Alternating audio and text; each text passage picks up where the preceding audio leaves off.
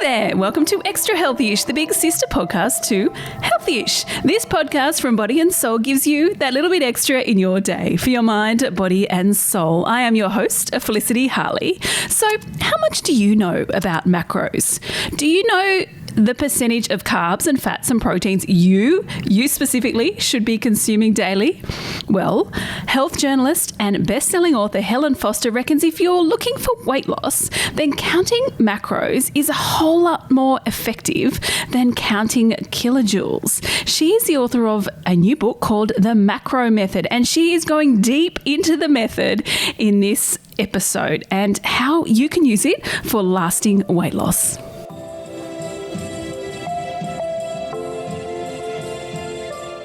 Helen, thank you so much for coming on Extra Healthyish. Now, I kick off this podcast with one question. How do you stay extra healthyish in your life? Oh, well, I used to say I would run marathons, but then I messed my knee up. So basically, not eating everything I would like to eat, I think, is the answer. I like that. No, that is healthyish. Keeping the takeaways down for once a week. Do you have a go-to takeaway? Do I have a go? Oh, I'm British, so it's curry. Always curry. Finding good ones in Sydney, though. Oh, there's a podcast. A struggle. Oh well, that might be your next book. Anyway, firstly, let's talk about the macro method, your new book. Just tell our listeners, what are macros? Let's just revisit them and why are they so important to a healthy diet. Okay, so macros are the big bits of food. They're fat, carbs, protein. So without food, almost every food has all three of those in it, except it's been oils. And so therefore, we need a good mix of them for the body to thrive.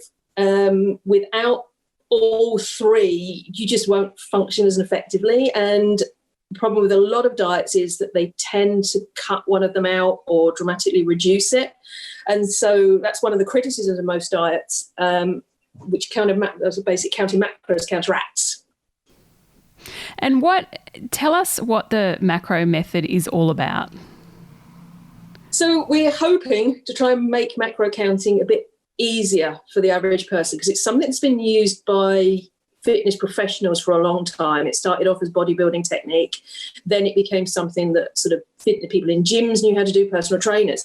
And then it became part of public consciousness, but no one really explains how to do it if you don't have any nutritional knowledge. Because what happens is you create all these numbers and then you decide what you want to eat, which is great because you get to decide. But then you do the maths and you find out, you need 25 grams of protein more that day and 5 grams of carbs. What the heck is 25 grams of protein and 4 grams of carb look like on a plate? So what we've tried to do is make all the processes of macro counting easier. So how to calculate your macros is broken down really simply into a number of steps.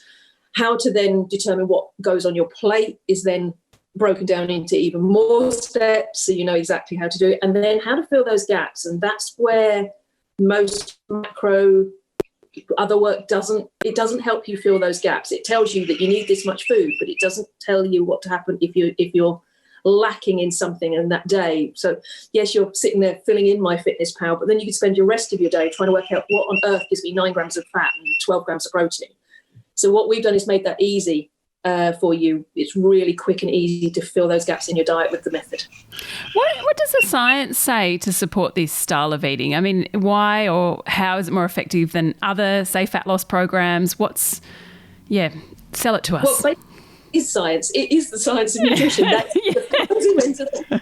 Every diet you do works because it reduces your calories. It doesn't matter how people spin it. That's what it does. They have some other effects as well. Keto, for example, will suppress your appetite massively. So other things work in different ways. Every diet creates a calorie deficit of some description. But what macros does is ensure you're doing that in a healthier way. So it creates a more balanced calorie deficit, if you get what I mean, because the foods you're taking in are of all the food groups. So it is the fundamental science of weight loss nutrition. You can't get around that, which is why we call it science backed on the front of the book. So because of that, there's actually very few studies into it. I spend interesting. Combing like scientific journals. That's what I do, and it's really hard to find anyone that's actually looked at macronutrient dieting, because everybody looks at one component dieting. So yes, hundreds of studies on keto, there's hundreds of studies on high protein, low carb, there's hundreds of studies on low calorie, but there's nobody looked at what actually happens if you don't do any of that. Which was really hard when we were writing the book, because it was like, hang on, we've said it's science backed, but there's no comparative study. But there was enough evidence for us to know that by manipulating your macros, you don't change the result of a diet, but you change how easy it is to stick to, how much people enjoy it. So what was shown on the study where they have individual types of diet is everyone got the same result. But not everyone stuck to the diets as well. Not everyone enjoyed them as much. And that's what macro dieting allows you to do. It allows you to make the most of the science of basic nutrition, but fiddle around with things that fit your lifestyle. So if you know, for example, I mean, I can't follow a vegetarian diet as much as I'd like to. It doesn't suit my body. I'm a mess. I'm exhausted. I gain weight on it. It doesn't work for me. But keto does. So when you're counting macros, I skew mine to be slightly heavier on protein and fat. I don't give up carbs completely, but I skew them because I know that works for me. And that's what macros allow you to do. There is a diet in the book, and we have found our percentage that we think is going to work for lots of people. But it also allows you to go, actually, do you know what? I haven't got enough energy to go out and train for a marathon. I need to bump my carbs up. It allows you to work out those things for yourself. And I think that's a really good point, because I think, you want to approach things with a nutritionally sound, and then you've got to work out what's for you. But I think, really understanding your macros also helps you understand what works for your body, rather than just going, okay, no meat or no fat or no whatever it may be. What are the pros of this diet? Talk us through those. The pros are basically it's for you. It's not. So a 20-year-old who runs 5 times a week is going to have a completely different diet plan and dietary needs than, say, a 45-year-old woman who doesn't exercise. And yet most diet plans give you the same diet. So it's completely tailored to your body. You work out what you need for your age, gender, height, weight, and level of activity. That's the biggest one. The other ones are technically, and so like you said, it's not science, not a miracle. No food is banned. You might not be able to eat quite as much of it as you might want to, but you can eat anything on it. You can eat chocolate every day if you want to. But the problem, what you then do is you realise, actually, do you know what? If I've got 25 grams of carbs, do I really want to spend them on sugar, or I'd rather have another bowl of pasta? So it allows you to rethink your attitude to food again, and it stops that, oh, I'm on a diet, everything's awful mentality, because nothing's banned, but you start to see food more as what it does for you and how it fuels you, rather than empty calories. So to me, that is another massive pro. It teaches you about nutrition without you having to do a nutrition degree. They're the main pros, but they are very much big ones in my eyes. And the fact that you can adjust it yourself. So if you are getting really, really hungry, just tweak them. We'll be back after this short break with more from Helen. What about the downsides? I mean, it does look a bit complicated. There are, firstly, working out your daily macro percentage, which we discussed on Healthyish, can be just getting started on it for the eating plan first. But are there any other cons or things we should be mindful of? Yeah, it was quite, I was writing the book, I was like, this page is getting, this bit's getting really long, and we're going to put everyone off. But there are quite a lot of cons to macro counting, I have to admit, but they are, once you know they're there, there is tactics you can use to counteract all of them. But the main ones are, it's not a diet for the spontaneous. You have to plan your day, ideally in advance. If you start to try and do it backwards and eat your food and then see if it fits your macros, you are literally going to be standing in front of the fridge at 10 o'clock at night trying to find 25 grams of protein and 3 grams of carbs and 7 grams of fat. And then you just reach for those chocolates or whatever that may be there. Well, no, you end up boiling eggs. It's just, trust me, it's just don't do it that way around. So that's the main thing. It's not a diet for the spontaneous. And a lot of people who do it fall into what we call a macro rut, because once you find meals that work, it's very, very easy to stick to them. And if you see a lot of meal preppers on social media, you will see that their diet is very, very limited. And it's often very healthy, but it's also not as varied as perhaps you might like. What we're learning from things like gut science is that the body thrives on variety. The gut particularly needs something like at least 30 different plant foods a week to thrive. That's not just 30 servings, that's 30 different plant foods to get the best sort of microbiome. And so if you're just planning the same meals over and over and over again, even if they look really healthy on a plate, they're not giving your body everything it needs. So not falling into a macro rut is another big one. And the big one is a lot of people can become quite obsessed with macro counting. It can take over your life, and you have to be very careful for it not to do that, because technically you're supposed to weigh everything. And if you're literally weighing out teaspoons of ketchup, if you're on slight eating disorder side of things, or you've got disordered eating in any way, I actually said don't do it. It's the one thing we wouldn't want anyone to do is following this book is to become obsessed with food. It's the idea of it is not to do that. And it is a real issue that a lot of people at Count Macros do tip into that side of disordered relationship with food. And we've got a rule in the book that tries to stop you doing it. We call it the rule of common sense, that basically if anything is 10% out, just forget it. It's not going to make any difference. It's going to come out the next day. If you're 10% over on fat today, you're going to be 10% down tomorrow. It's the natural law of averages. So yeah, that's our biggest worry with it, is people can become a little bit too preoccupied. Yeah, great advice, and good for you for calling that out too. What about have you got any tips on, how to make counting macros a little easier? Rather than weighing food, yeah. So if we are thinking... I can't get you past weighing, unfortunately. Okay.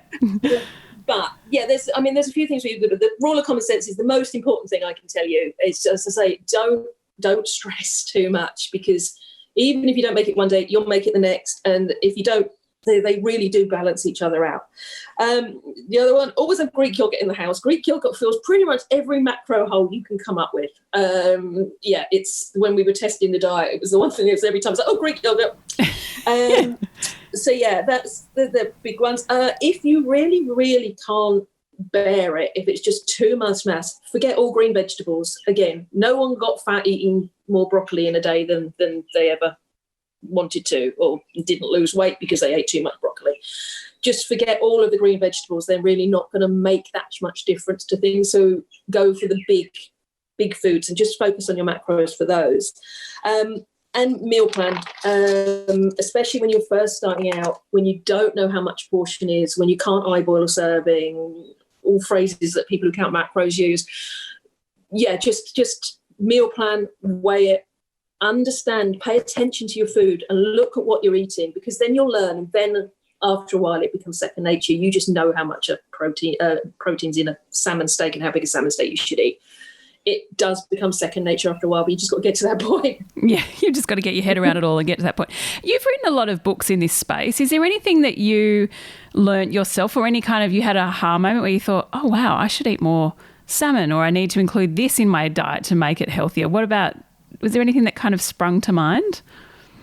Sorry, I put you on the spot here, I know, but I always think it's interesting to know what the author thinks.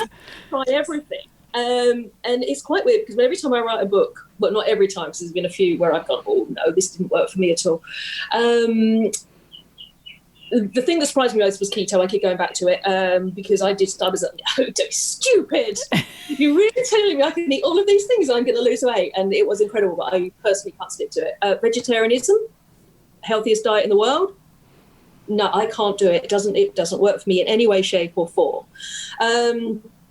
Things I should add maybe more to my diet. Maybe that is the message there that you have learned over the years, is that you need to work out what works for you. What works for you. Someone might grandstand and say, go vegetarian. But you know what? I'm with you. It didn't work for me. I was too low on iron, so I had to include some more meat back into my diet. So it's about, you can try these different eating styles, but each body will be different. That is exactly. I mean, I've written a lot of diet books, and I've tried every diet, and it does. They're all different. I mean, I've just spent something like 9 weeks trying something that has no counting, and I can't handle it. I can't, because I don't understand what's happening when things go up. I don't know why. And when things go down, I'm like, oh, well, that's just a blip. So, yeah, I think it's a really good point. You've just summed up my entire career in one sentence. Well, there we go. One diet does not fit all. Helen, thank you so much for coming on Extra Healthy-ish. Thank you.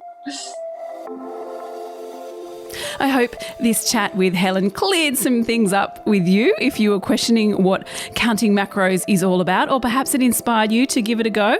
Or, I don't know, maybe you're like, not for me. It's not for me. Helen's new book is called The Macro Method. If you want more from her, make sure you listen to our Healthy-ish podcast as well, or perhaps you already have. We've got lots of great episodes about nutrition and weight loss and many other health topics across both Healthy-ish and Extra Healthy-ish. We publish Extra Healthy-ish, this podcast, every morning, Monday to Thursday. Jump online at bodyandsoul.com.au or follow us on Instagram or Facebook. Thanks again for listening. And if you have a moment, we'd be so grateful if you could rate, review and subscribe to this podcast. And until tomorrow, stay extra healthy-ish.